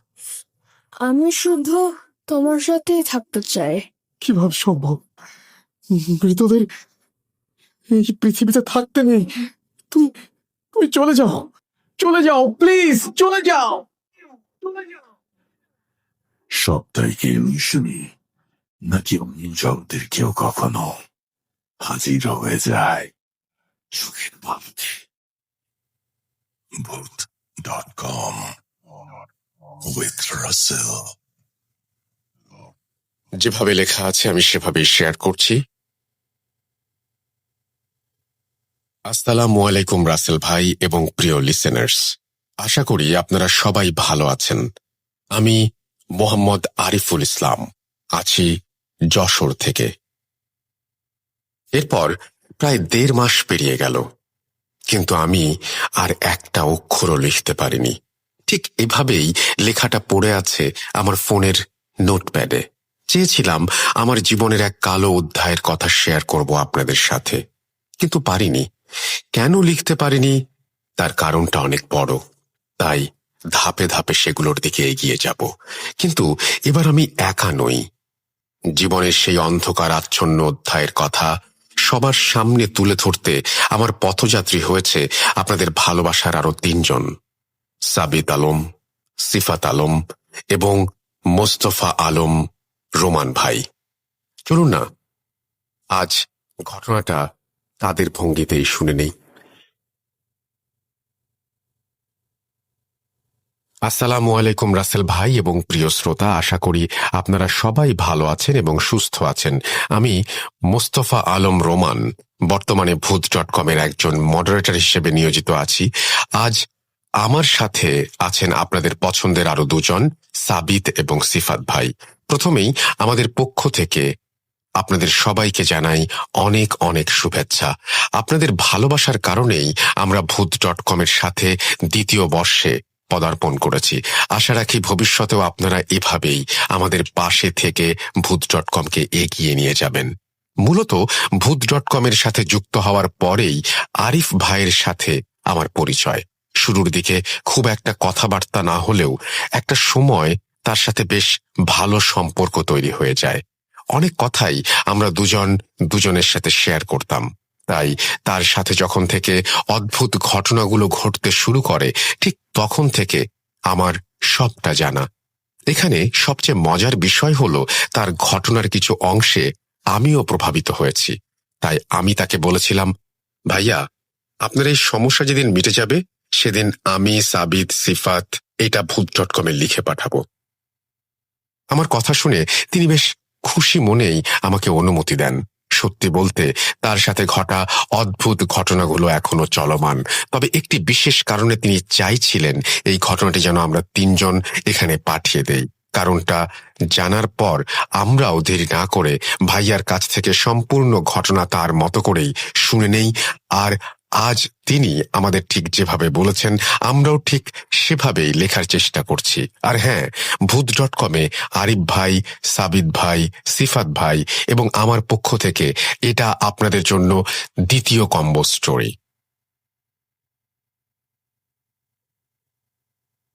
26 নভেম্বর 2021, সময়টা ভোর 5:47। মৃদু কম্পনে কাঁচা ঘুমটা ভেঙে যায় আমার। কিছু বুঝে ওঠার আগেই সেই মৃদু কম্পনে প্রকম্পিত হতে থাকে আমার ঘরের মেঝে। ফ্লোরিং করে ঘুমাই, তাই চোখটা খুলে উঠে বসতে আবারও সেই কম্পন অনুভূত হলে বুঝতে পারি ভূমিকম্প হচ্ছে।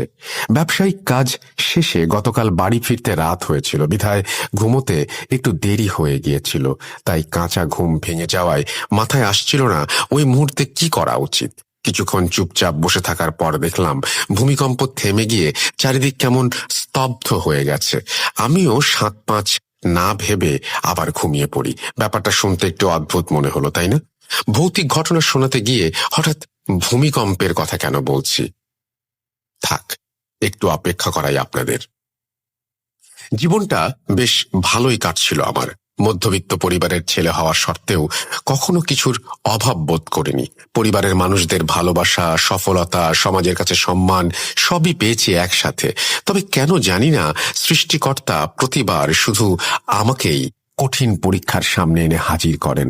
প্রথমে আমিও এটা ভেবেই তার কাছে অভিমানে অভিযোগের পাহাড় তৈরি করেছিলাম, কিন্তু আস্তে আস্তে বুঝতে পারি আমার সাথে যা ঘটছে বা যে কঠিন পরিস্থিতির মাঝে আমি আস্তে আস্তে তলিয়ে যাচ্ছি, সেটা হয়তো তার ইচ্ছার বিরুদ্ধে।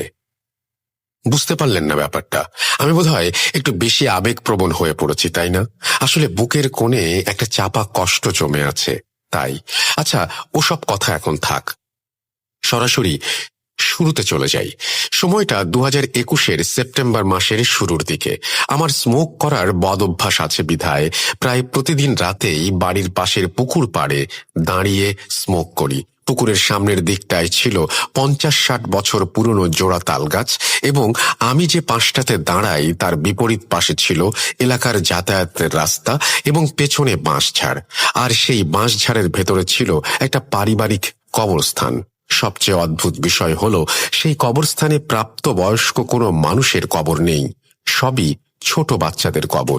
আমি প্রায় 7-8 বছর যাবৎ ওরকম একটা জায়গায় দাঁড়িয়ে স্মোক করলেও কখনো কোনো সমস্যা হতে দেখিনি। এরকমই একদিন রাতের বেলা বের হই সেই পুকুর পাড়ে যাবার জন্য। ওখানে গিয়ে যখন স্মোক করছিলাম তখন হঠাৎ করেই মনে হতে লাগলো আমার আশেপাশে কেউ হাঁটাহাঁটি করছে, আর আমার শরীরটাও আস্তে আস্তে একটু ভারী অনুভূত হতে থাকে। তবে অত রাতে ওখানে কারো থাকার কথা নয়, বিশেষ করে আমি যে সময়টায় ওখানে যেতাম সেই সময়টায় ওখানে কেউই থাকতো না, আসতো না। তাহলে আজ হঠাৎ এলো কেন? হাঁটার আওয়াজ পেয়ে আমার হাতে থাকা টর্চ লাইটটা জ্বালিয়ে এদিক ওদিক তাক করে কাউকে খুঁজে না পেয়ে বাড়ির উদ্দেশ্যে রওনা দিলাম। তবে বাড়ির দিকে হাঁটা দিতেই মনে হতে লাগলো কেউ একজন আমার পিছু নিয়েছে, কিন্তু আশেপাশে তো কেউ নেই। মাত্র তো টর্চটা জ্বালিয়ে চারিদিকে দেখলাম, তাহলে হঠাৎ এরকম কেন মনে হচ্ছে? আমি পেছন ফিরে তাকাই, কিন্তু এবারও আমি কাউকে দেখতে পাই না। তাই ব্যাপারটা নিজের মনের ভুল ভেবে বাড়ি ফিরে আসি। মাঝের 2-1 দিন কোনো সমস্যা হয়নি, তবে হঠাৎই একদিন রাতের বেলা এই একই সমস্যা শুরু হয়। পুকুর পাড়ে দাঁড়ানোর পরেই মনে হচ্ছিল কেউ আমার আশেপাশে হাঁটাহাঁটি করছে, তবে এখন তারা সংখ্যায় 1 জন নয়, প্রায় 2-3 জন। আশেপাশে কে আছে সেটা দেখার জন্য টর্চ জ্বালালেও এবারও কাউকে দেখতে পাই না। ব্যাপারটা আমার কাছে একটু অদ্ভুত লাগতে থাকে, আর ভেতরে ভেতরে একটা অজানা ভয়ও কাজ করতে থাকে। কারণ রাতের আঁধারে সুস্থ মস্তিষ্কে এরকম একটা জায়গায় দাঁড়িয়ে আমি আমার আশেপাশের কয়েকজনকে অনুভব করতে পারছি, কিন্তু দেখতে পাচ্ছি না। আর শুধু তাই নয়, আমি যখন ব্যাপারটা ভেবে একটু ভয় পাচ্ছিলাম, ঠিক তখনই ঘটে এক অদ্ভুত ঘটনা। আমি যখন বাড়ির দিকে যাচ্ছিলাম ঠিক তখনই আমার কানে মলিন কণ্ঠে একজন মহিলার কান্নার আওয়াজ ভেসে আসতে থাকে। হঠাৎ করে আওয়াজটা শুনে আমি কিছুটা হকচকিয়ে যাই, কারণ এতক্ষণ চারিদিকে একটা নিস্তব্ধ পরিবেশ বিরাজ করছিল। আমি ফিরে যাবার সময়েই কেন এমনটা হচ্ছে কথাগুলো ভাবতে ভাবতেই কান্নার আওয়াজের উৎস খুঁজতে থাকি, আর হঠাৎই চোখ পড়ে পুকুর পাড়ের পাশে থাকা একটা ঝোপের দিকে। আমি 1 পা এগোতেই স্পষ্ট হতে থাকে কান্নার আওয়াজ। এই দৃশ্য দেখার পর বাবা মায়ের কাছ থেকে শোনা আমাদের এলাকায় ঘটা পুরনো ভৌতিক ঘটনাগুলো মনে পড়তে থাকে। আমার মতো এরকম পরিস্থিতির সম্মুখীন অনেকেই হয়েছেন, বিভিন্ন সময় বিভিন্ন সমস্যার সম্মুখীন হয়েছেন। সেই মুহূর্তে টর্চ জ্বালিয়ে ঝোপের দিকে তাক করে আরো স্পষ্টভাবে আওয়াজটা শোনার সাহস আমার হয়নি। ওই জায়গায় দাঁড়িয়ে থাকার সময় আমার বারবার মনে হচ্ছিল অদৃশ্য কেউ বা কারা যেন চারিদিক থেকে আমাকে ঘিরে ধরেছে। আমি সবচেয়ে অবাক হচ্ছিলাম একটা কথা ভেবে, সেটা হলো এত বছর যাবৎ রাতের বেলা এখানে আসা যাওয়ার পরেও আমার সাথে কখনো কিছুই ঘটেনি, তাহলে আজ হঠাৎ এমনটা কেন হচ্ছে? তবে সে সময় অবাক হওয়ার চেয়েও অজানা ভয় আমাকে দুর্বল করে দিচ্ছিল। তাই আর দেরি না করে দোয়া দুরুদ পড়তে পড়তে দ্রুত বাড়ি চলে আসি। আর আমার সাথে ঘটা আসল ঘটনাগুলো ঘটতে শুরু করে ঠিক ওই দিন রাত থেকেই। রাতে বাড়ি ফেরার পর ফ্রেশ হয়ে ঘুমানোর প্রস্তুতি নিতে শুরু করি। রাত তখন 12:30 অথবা 1টা। আমি বিছানায় শুয়ে ঘুমানোর চেষ্টা করছিলাম, হয়তো আধো আধো ঘুমের ঘোরে হারিয়েও গিয়েছিলাম, কিন্তু হঠাৎই দেখতে পেলাম আমাদের বাড়িতে অচেনা 3 জন ব্যক্তি প্রবেশ করছে। পরনে কালো পোশাক, তবে তাদের একজনের চেহারাও ঠিকভাবে দেখা যাচ্ছে না।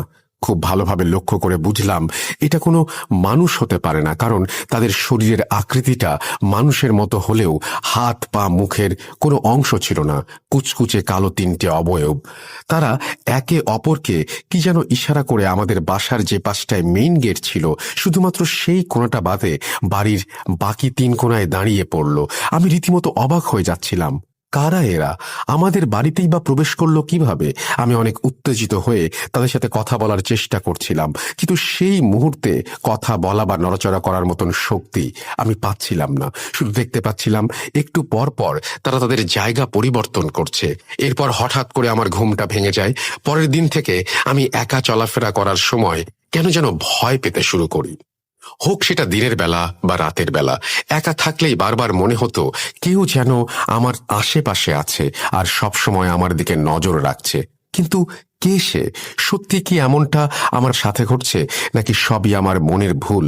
প্রতিটা মুহূর্তে প্রশ্নগুলো ঘুরপাক খেতে থাকে আমার মাথায়। এমনই এক রাতে ঘুমানোর পর আমি দুঃস্বপ্ন দেখতে শুরু করি। স্বপ্নে আবার সেই কালো 3টি অবয়ব এসে আমার বাসার 3 কোণে দাঁড়িয়ে পড়ে। তবে সেদিনের দৃশ্যটা কখনোই ভুলবার নয়। কিছুক্ষণ দাঁড়িয়ে থাকার পর হুট করে তারা আমার পুরো বাড়ির জিনিসপত্র লণ্ডভণ্ড করতে শুরু করে। আমি অনেক চেষ্টা করছিলাম তাদের থামানোর, তবে কোনো এক অজানা শক্তির কারণে আমাকে একজন নীরব দর্শক হয়ে দৃশ্যটা দেখতে হয়েছে। আর পুরো বাড়ি ওলটপালট করার পর মুহূর্তেই তারা 3 জন কোথা থেকে যেন আমার বিছানায় এসে হাজির হয়। তারপর আমাকে বিছানা থেকে তুলে সোজা নিয়ে গিয়ে ফেলে ওয়াশরুমে। পড়ে থাকা অবস্থায় আমি স্পষ্ট দেখতে পাচ্ছিলাম কমোডের ভেতরে থাকা সব ময়লা আবর্জনা আর জঘন্য সবকিছু বাইরে বেরিয়ে আসছে, আর আবর্জনায় আমার পুরো ঘর নোংরা হয়ে যাচ্ছে। এই ঘটনা চলাকালীন এই 3 অবয়ব আমাকে জোর করে সেই আবর্জনা খাওয়ানোর চেষ্টা করেছিল। আমি ওই জায়গা থেকে সরে আসার অনেক চেষ্টা করেছিলাম। এদিকে আমার নিঃশ্বাসটাও আস্তে আস্তে বন্ধ হয়ে আসছিল, আর আমি ছটফট করছিলাম। মনে হচ্ছিল আজই হয়তো আমার শেষ দিন। তবে সেদিনের মতো ওরা আমাকে ছেড়ে দেয়, আর যাওয়ার সময় আমার মাথায় হাত বোলাতে বোলাতে চিকন আর মোটা কণ্ঠে একসাথে বলতে থাকে, আত্মহত্যা করবি? তুই আত্মহত্যা কর, দেখবি সব মিটে গেছে। এটা শোনার পর আমি রীতিমতো ছটফট করতে থাকি নিঃশ্বাস নেয়ার জন্য। ছটফট করতে করতেই আমার ঘুমটা ভেঙে যায়। ঘুমটা ভাঙতেই বড় একটা নিঃশ্বাস নিতেই মনে হলো জীবনটা যেন আবার ফিরে পেলাম। কিন্তু সেই সময়টাতে আমি ভয়ে কাঁপছিলাম, কিচ্ছু মাথায় আসছিল না আমার। এসব কি হচ্ছে আমার সাথে? ওরা কারা ছিল বা কেনই বা আমাকে মারতে চেয়েছিল? এসব প্রশ্ন আমাকে মানসিক চাপে ফেলে দিচ্ছিল। তারপরও একটা দুঃস্বপ্ন ছিল বলে বারবার মনকে সান্ত্বনা দিচ্ছিলাম। এছাড়া আমার কাছে কোনো উপায়ও ছিল না, কারণ এসব কথা মানুষকে জানালে সাহায্য করার বদলে আমাকে নিয়ে মজা করবে। এতে মানসিকভাবে আমি আরো ভেঙে পড়তে পারি ভেবে কাউকে জানানোর সাহস পাইনি। মাঝে 2-1 দিন আবার কোনো সমস্যা দেখা দেয়নি, কিন্তু তারপর থেকে রোজ আমি ওই দুঃস্বপ্নটা দেখতে থাকি। বারবার সেই একই স্বপ্ন। শুধু তাই নয়, প্রতিটা মুহূর্তে আমি ওদের 3 জনকে আমার আশেপাশে অনুভব করতাম। আমার মাঝে মাঝে এই কানের পাশে এসে একই কণ্ঠে কেউ আমাদের বলে যেত, আত্মহত্যা করবি? আত্মহত্যা, দেখবি সব সমস্যা মিটে গেছে। আবার কখনো বলতো গলায় দড়ি দিতে, বিষ খেয়ে মরতে ইত্যাদি। কথাগুলো যখনই আমার কানে বাজতো তখনই আমার পুরো শরীর ভয়ে শিউরে উঠত। এরপর অনেক রাত আমি না ঘুমিয়ে কাটিয়ে দিয়েছি। আমি প্রতিটা মুহূর্তে আমার রুমে কারো উপস্থিতি টের পেতাম। বারবার মনে হতো এই বুঝি আমার খারাপ